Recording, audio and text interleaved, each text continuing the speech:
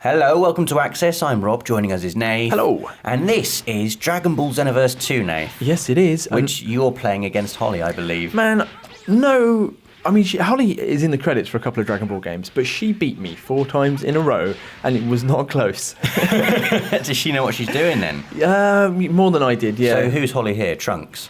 Yes, I believe she is Trunks. So Dragon Ball Xenoverse 2, we're seeing just the kind of local 2-player fighty mode here, but there's a whole kind of MMO element to it as well, like a big open world city you could fly around in. Well, do you know, I was more interested in this because this is my experience of when I used to watch the cartoons and I used to wait 6 weeks for like one thing to happen.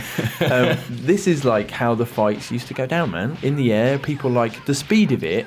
And you look at the cartoon and you kind of go like, how on earth are you going to translate that into a fighting game which any human being can play? Like this? Yeah, and you just, I mean, I love that. That's classic Dragon Ball. They go the million hits flying everywhere. But that's the end of that fight. Trunks wins. I had 2 seconds and I would have got a very, I would have survived until the end anyway. But yeah. So this game kind of breaks the universe a bit by allowing Gogeta, which is Goku fused with Vegeta, to fight Vegeta. Holly ruined this. I wanted to do a classic Goku versus Vegeta fight, and she said, I'm going to be Gogeta anyway. So you decided you'd be Super Saiyan 4 Vegeta. I don't actually know who'd be the most powerful here, Super Saiyan 1 Gogeta or Super Saiyan 4 Vegeta. Look at me, look at my rubbish tactics, just trying to fly away. No, I know, and there was a part of my brain that was going, but I know that all of these characters have got specific power levels. How can they possibly be fighting each other? And then that part of my brain obviously shut up in the end. One of my favourite things about Dragon Ball is how it doesn't really matter, because every character will be the power level they need to be for the fight they're in. Yeah, that is true. To make it incredibly dramatic.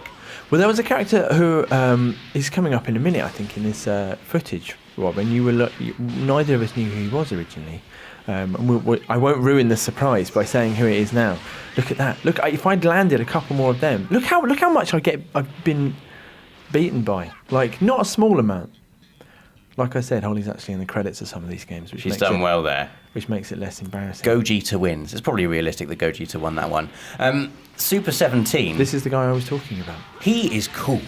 Because obviously I knew Android 17. But Super 17 is from Dragon Ball GT, I believe.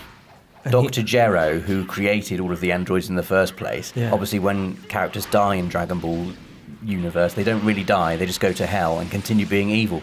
And they made a super android 17 who's more powerful than everyone. It's like a workshop. It's like an evil workshop down there. You were telling me, you were filling me in on Super 17, that he beat like an extraordinary... He beat Goten, Vegeta, Goku, basically, and Gohan, all of the good Super Saiyans, and Oob, who's basically a good version of Boo. You know Majin Buu, the most powerful villain in Dragon Ball Z? Yeah. Comes back as a good guy in Dragon Ball GT with his name spelt backwards. And Super 17 beat all of them. I remember watching, I remember when they introduced Trunks, and the way, that's how they do it, isn't it? The way that you make a character look powerful is you have him just come in and deal with someone who's been like, we've been trying to kill this guy for 3 months. And it's just like instantly dead. I like how you're Super Saiyan level 3 Goku now. Oh yeah, I think that's been. I think I was Super 17. I'm whoever's about to lose. I can't even remember. I was Super 17. So Holly, I think she actually. Oh, Kamehameha, a failed Kamehameha. I know, yeah. And like even in the show, you'd have TN watching this fight, wouldn't you? Going, Goku's missed the Kamehameha on purpose to lull Super 17 into a false sense of security. Amazing. He can do no wrong. Well, it worked, whatever happened. Goku's so confident, he's gone back to just normal level Goku now to finish this off. Because I think the Super Saiyan is like something... It's weird, isn't it? Because sometimes they are just that level and that's their character, and then in other times you can activate it during the fight.